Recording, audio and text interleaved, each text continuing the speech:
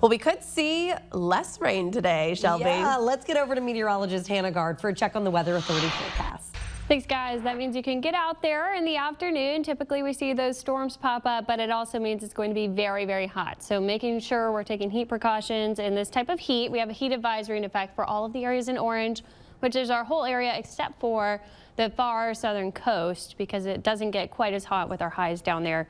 Still very humid, though. Looking at the muggy meter, most of us in the mid to upper 70s with the dew points. This is actually a little bit lower than where we were last week with those heat advisories. We were getting 80-degree dew points. So this will help stay a little bit closer to that heat advisory criteria. It typically stays lower, that humidity, through the afternoon, and then we'll start to increase again in the evening hours. Temperature-wise, though, we will be 95 degrees, well above normal, not quite to records. Our record high for today, 98, so unseasonably warm, but not record warm. Very hot through the afternoon. It's not until the sun sets that we fall back into the mid-80s, and we do not get much relief overnight, so that heat can really build over the overnight hours because we're not getting actually cool feel in the morning. So if you're headed to the LSU baseball celebration in Baton Rouge, we are going to air that at 8 o'clock tonight. If you want to watch this from your air conditioning, it's going to be very hot if you do head out there. 93, it's going to feel even hotter than that, low triple digits, and then we only fall to the mid 80s by the time it's 10 o'clock.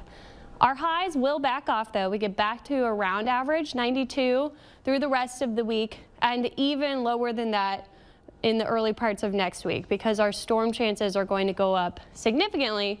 But here comes those dew points again, getting back up to around upper 70s, even low 80s, and that's going to make the heat index before we see storms very high. So we'll have heat in the morning again and then storms in the afternoon. Here's what brings the stormy pattern back on water vapor. See this counterclockwise spin? This is an upper level cutoff low pressure system. Right now we're in a dry slot here where we don't have as much moisture.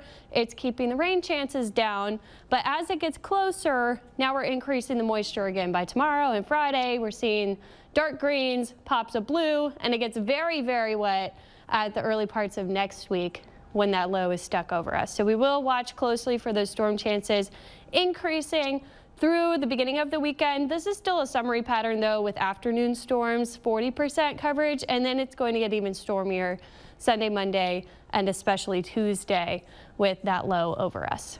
Looking at the tropics, we had a very brief tropical storm out there. It was Andrea in the far northern Atlantic. That has since dissipated. The next name on the list is Barry, but we are not expecting any development now in the next 7 days. Andrea was way up here. Now you see on satellite really nothing going on.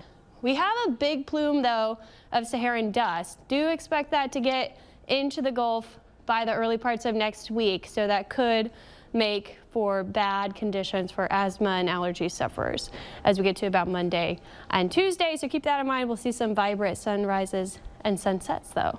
Temperatures right now, upper 80s, almost 90 degrees at New Orleans International. Feels like 100, feels like mid 90s elsewhere. We're seeing those clouds starting to build in a little bit. You'll still have those fair weather clouds and a downpour or two, but they'll be very isolated compared to where we've been. Tomorrow, we have this wave of energy coming in the morning. We could see some storms and some showers during your morning commute. And then look what happens in the afternoon. The model's showing some big storms blowing up and then riding the outflow boundary across the area into the early evening. So we'll have to watch that for lightning, gusty winds, maybe some small hail, and then a very summery pattern on Friday, that lake sea breeze firing up. So we are going to have that increase in rain chances each day. The weekend, especially the second half, looks even wetter on Monday and Tuesday of next week, but that will keep the heat down in the afternoons. Now we'll get to Christy with your first look traffic.